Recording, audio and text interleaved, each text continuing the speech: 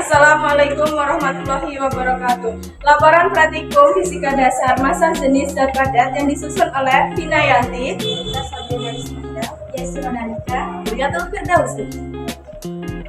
Di sini kita akan membahas satu abstrak. Praktikum tentang massa jenis zat padat bertujuan untuk zat padat terhadap massa dan volume, serta menganalisis massa dan volume zat padat terhadap massa jenis, dan membandingkan hasil pengukuran massa jenis zat padat dari dua metode yang berbeda.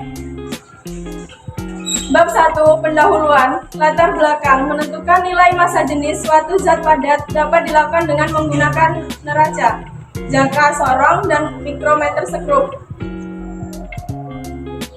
Dan yang terakhir, menggunakan gelas ukur. Rumusan masalah. Bagaimana mencari massa jenis benda menggunakan alat ukur. Yang kedua, menghitung massa jenis benda. Yang ketiga, bagaimana menggunakan alat ukur. Tujuan, untuk mencari massa jenis benda menggunakan alat ukur. Yang kedua, untuk menghitung massa jenis benda dengan rumus. Yang ketiga, untuk mengetahui cara kerja alat ukur. Dan selanjutnya akan disampaikan oleh Miftah. Ini saya akan menjelaskan tentang dasar-dasar teori. Jadi, massa jenis adalah ukuran massa setiap satuan volume benda. Semakin tinggi massa jenis suatu benda, maka semakin besar pula massa setiap volume. Massa jenis adalah kilogram per meter kubik atau kilogram per meter kubik. Massa jenis berfungsi untuk menentukan zat.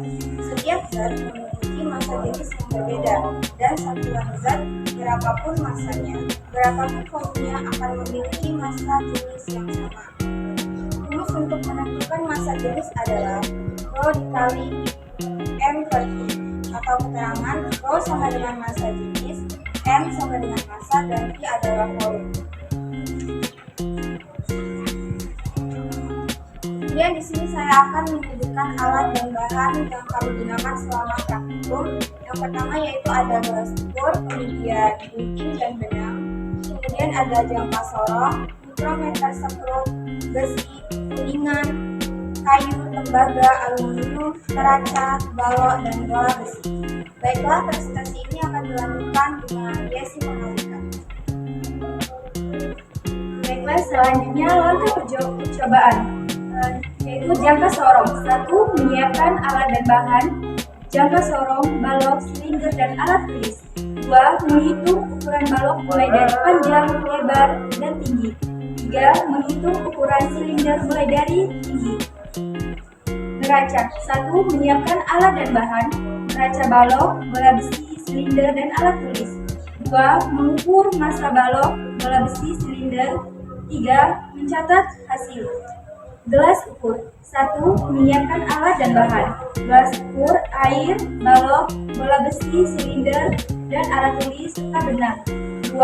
Isi gelas ukur dengan air. 3. Menali balok atau bola besi dan juga silinder.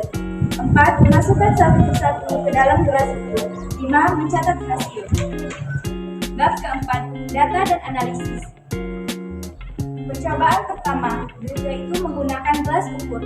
Bahan, balok, massa 47,6 gram, volume 9 cm3, massa jenis 5,28 gram per cm3.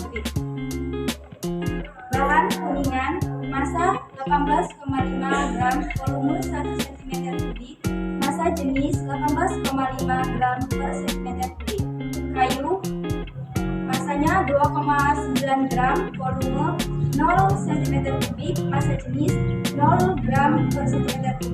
Besi, massa 14,3 gram, volume 1 cm3, massa jenis 14,3 gram per cm3. Tembaga, massanya 16,1 gram, volume 1 cm3, massa jenis 16,1 gram per cm3. Aluminium, massanya 6,5 gram, volume 1 cm3, massa jenis 6,5 gram per cm3. Bola besi, massanya 30,8 gram, volume 2 cm3, massa jenis 15,4 gram per cm3. Percobaan kedua yaitu dengan menggunakan jangka sorong atau mikrometer skrup. Bahan, balok, massa 47,6 gram, volume 17,97 cm3, massa jenisnya 2,64 gram cm kubik. Kuningan, massanya 18,5 gram, volumenya 5,22 cm kubik, dan massa jenis 2,58 gram cm kubik. Kayu, massanya 2,9 gram, volume 5,3 cm kubik, massa jenis 2,45 gram per cm kubik. Besi, massanya 14,3 gram, volumenya 5,23 cm kubik, dan massa jenisnya 2,57 gram per cm kubik. Tembaga, massanya 16,1 gram, volumenya 5,1 cm kubik, massa jenisnya 2,55 gram per cm kubik. Bola besi, massanya 30,8 gram, volumenya 4.579,4, massa jenisnya 0,006 gram per cm kubik. Baiklah, presentasi selanjutnya akan dilanjutkan oleh ya Allah.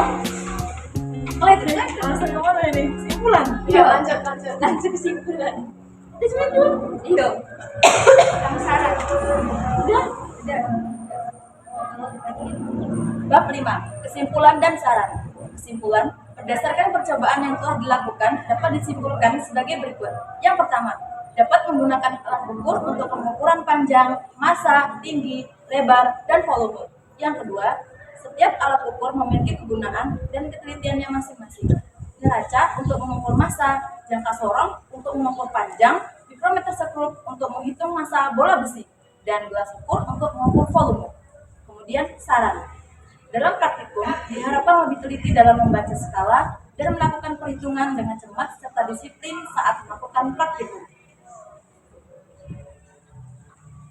Itulah tadi hasil dari praktikum kami. Apabila ada salah kata, kami mohon maaf. Kami akhiri wabillahi taufiq wal hidayah. Wassalamualaikum warahmatullahi wabarakatuh.